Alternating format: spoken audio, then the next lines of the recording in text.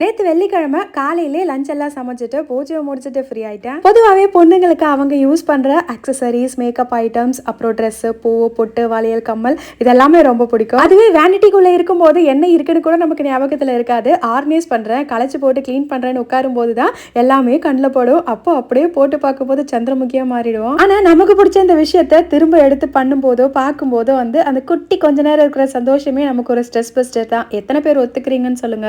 இதெல்லாமே first quality rain drop bangles வாங்கி கொஞ்ச நாள் ஆச்சு. 99 rupees வரும் ஒரு டசன். நான் மொத்தம் இல்லாத கலரா பார்த்து 12 டசன் வாங்கி வச்சிருந்தேன். ஆர்கனைஸ் பண்றதுக்கு டைம் இல்ல, நேத்து தான் எடுத்து கம்ப்ளீட்டா பண்ணேன். அதே போல நீங்க வளையல் சூஸ் பண்றீங்க அப்படின்னா ஒரு சிலர் அவங்களுடைய யூசுவல் சைஸை விட 1 size பிக்கா வாங்குவாங்க. அப்படி வாங்கணும் அப்படின்னா பேங்கிள் ரொம்ப பின்னாடி தள்ளி போயிடும். ஸோ அதனுடைய அழகே குறைஞ்ச மாதிரி இருக்கும். அதனால உங்களுடைய எக்ஸாக்ட் சைஸா சூஸ் பண்ணுங்க. அப்போ அந்த வளையல் கரெக்டா நம்மளுடைய ரிஸ்ட்டுக்கும் மிட் ரிஸ்ட்டுக்குள்ளேயும் உட்காரும். அண்ட் தைப்பூச வழிபாடு பத்தின லாங் வீடியோ இன்னைக்கு ஈவினிங் நான் ஷேர் பண்றேன். பாய்.